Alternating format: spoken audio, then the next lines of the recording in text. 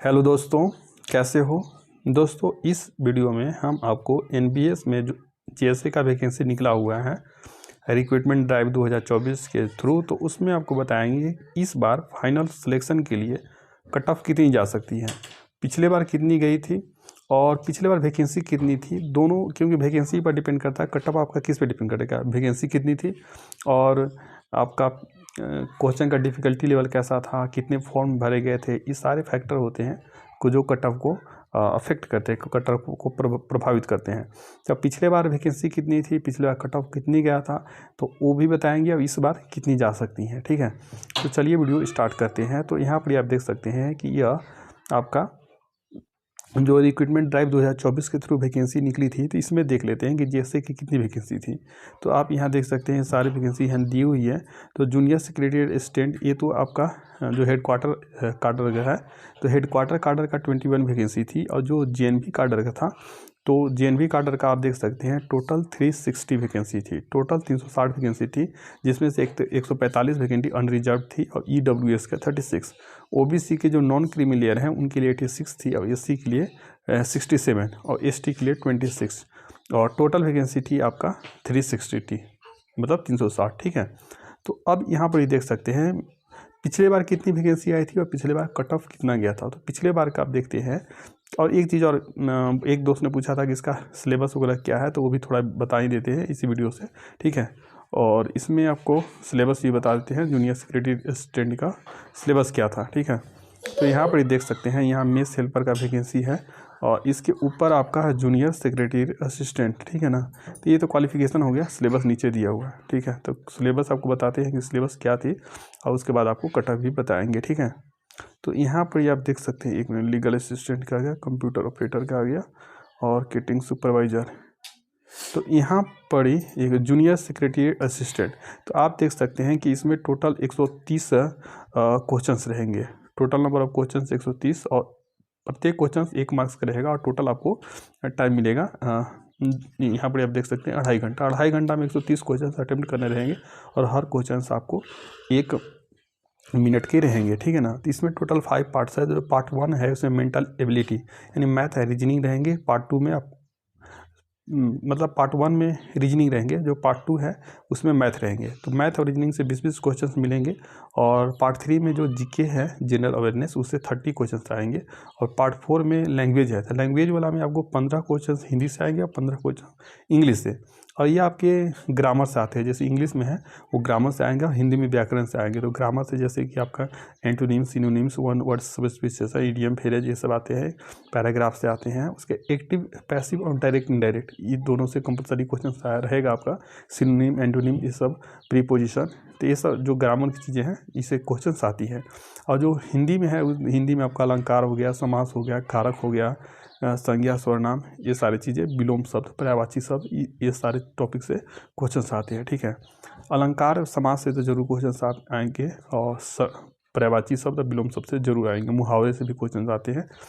तो हिंदी में टोटल 30, हिंदी और इंग्लिश दोनों मिला के लैंग्वेज वाला से 30 क्वेश्चंस रहेंगे। और जो बेसिक नॉलेज ऑफ कंप्यूटर है उससे 30 क्वेश्चंस रहेंगे। ठीक है, तो पिछले बार यार क्वेश्चन का डिफिकल्टी लेवल बहुत थोड़ा हाई था। तो कंप्यूटर का क्वेश्चन, मैथ, रीजनिंग के क्वेश्चन थोड़ा टफ आए थे, तो उसी लेवल की आप तैयारी करना और उसके बाद आपका टाइपिंग होगा। ठीक है, तो पिछले बार कितना कट ऑफ गया था वो आपको बता देते हैं। ठीक है, तो यहाँ पर ही आप देख सकते हैं कि जो नीचे दिया हुआ है, पिछले बार जो एग्ज़ाम हुआ था रिक्रूटमेंट ड्राइव 2021-22 के थ्रू जूनियर सेक्रेटरी असिस्टेंट का पोस्ट में, तो पिछले बार जो टोटल वैकेंसी आई थी 622 आई थी। जेएनवी काडर में टोटल कितनी वैकेंसी आई थी? 622, 622 वैकेंसी आई थी, जिसमें से यूआर का 254 और ईडब्ल्यूएस का 62, ओबीसी का 167। ठीक है, और बाकी एससी का 93 एंड एसटी का 46। तो ये सारी वैकेंसी थी। तो पिछले बार टोटल 622 पोस्ट आई थी, लेकिन रिजल्ट 621 का डिक्लेयर हुआ था। एक का क्यों डिक्लेयर हुआ ये नहीं पता चला। अब देखते हैं कि जो रिजल्ट आया था तो उसमें से फाइनली है, ये वाला जो आपका रिजल्ट है फाइनल टाइपिंग टेस्ट के बाद, यहाँ आप देख सकते हैं कि select list of 621 621 candidate shortlisted for appointment to the post of junior secretary assistant, GS के पोस्ट के लिए JNV कार्ड under direct recruitment drive 2021-22 on the 2021-22 on the basis of their performances in the computer based test. Computer based test होता है computer based test and skilled test, यानी computer based test हुआ, उसके बाद skill test हुआ, उसके बाद ये फाइनल मेरिट है ये डायरेक्ट अपॉइंटमेंट के लिए। तो आप यहाँ देख सकते हैं जो ये वाला ऊपर जो दिया है ये रैंक वाइज है, तो रैंक वाइज है तो यहाँ पर ये है नॉर्मलाइज्ड स्कोर, ठीक है ना।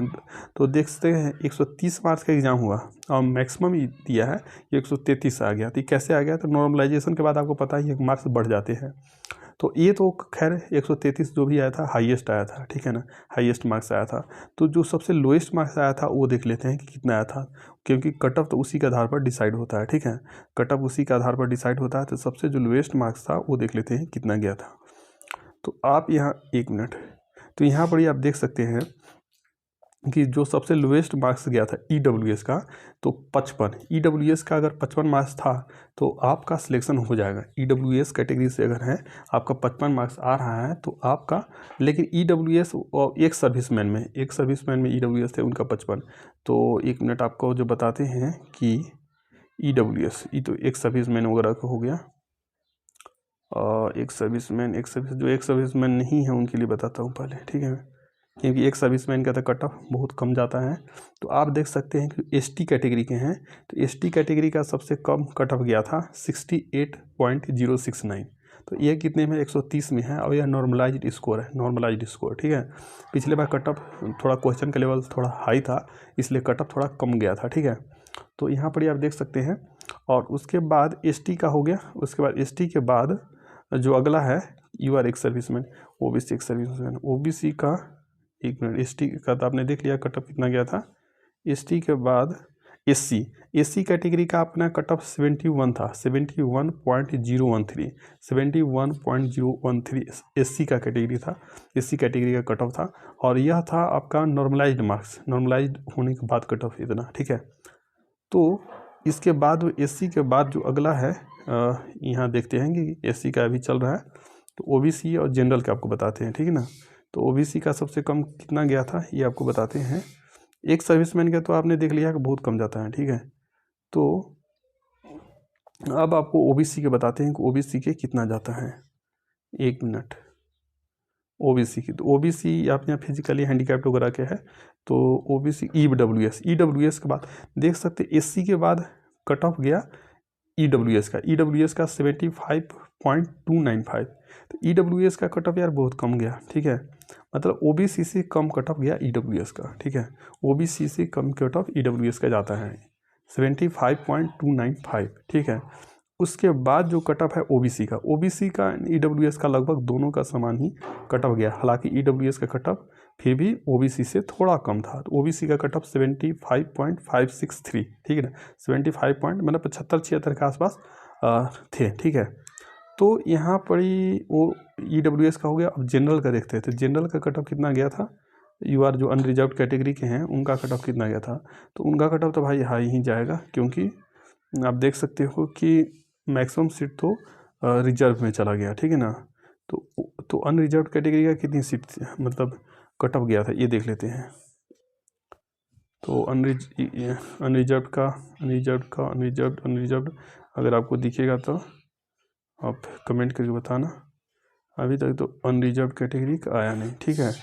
तो अनरिजर्व देखते हैं कितना गया था। अनरिजर्व PH आ गया, फिजिकली हैंडीकैप्ड। तो जो हैंडीकैप्ड वगैरह नहीं है मतलब कोई भी में नहीं है उसका देखते हैं कि कितना गया था अनरिजर्व का। OBC SC ST EWS वगैरह आ रहा है। OBC का यार आ नहीं रहा OBC, 1 मिनट। हाँ, अब OBC का अनरिजर्व्ड का देख सकते हैं कि 79.5, तो 79.5 आपका अनरिजर्व्ड का आ गया। और आपका EWS का 75 आया था और OBC के 75.5 समथिंग था। तो आप देख सकते हैं कि 79 या 80 मान सकते हैं कि अनरिजर्व्ड का कैटेगरी 79.5 था। तो इस बार आपको 10 मार्क्स ज़्यादा मानना होगा, ठीक है। तो इस बार से 10 नहीं 15 मार्क्स, क्योंकि 80 है तो 80 में 10 जोड़ दो तो 90 हो जाएगा, 95। तो इस बार 95 में क्यों बता रहा हूँ, ठीक है। इस बार 95 मैं क्यों बता रहा हूँ कि अनरिजर्व कैटेगरी का 95 जाएगा, क्योंकि इस बार आप देख सकते हो कि पिछले बार की जो वैकेंसी थी उससे काफ़ी कम वैकेंसी इस बार है। तो इस बार अगर अनरिजर्व कैटेगरी से हैं तो आपका मान चल सकते हैं कि 95 में हो जाएगा। और ओबीसी कैटेगरी से हैं, अगर आप हैं ओबीसी कैटेगरी से हैं तो आपका 90 में हो जाएगा, 90 में, ठीक है। और अगर ईडब्ल्यूएस के हैं तब भी आपका 90, ठीक है, ईडब्ल्यूएस का है तब भी 90 हो जाएगा। और बाकी जो एससी कैटेगरी से हैं, अगर मान लेते हैं कि आप एससी कैटेगरी से हैं तो एससी कैटेगरी के लिए कितनी कट ऑफ जा सकती है, एससी का आपका 85 के आसपास रहेगा, और एसटी का कट ऑफ भी आपका रहेगा 80 से 80 के आसपास रहेगा, ठीक है। तो इतना कट ऑफ रहेगा। और बाकी जो एक्स सर्विसमैन है उनका 60 के आसपास कट ऑफ रहेगा, 65 के आसपास, ठीक है, 65 के आसपास उनका कट ऑफ रहेगा। तो दोस्तों उम्मीद है कि आपको ये वीडियो पसंद आया होगा। अगर वीडियो पसंद आया तो इसे लाइक करें, चैनल को सब्सक्राइब करें and share this video to your friends and relatives, and comment करके बताना कि अगला वीडियो आपको कौन से टॉपिक पर चाहिए। Thank you.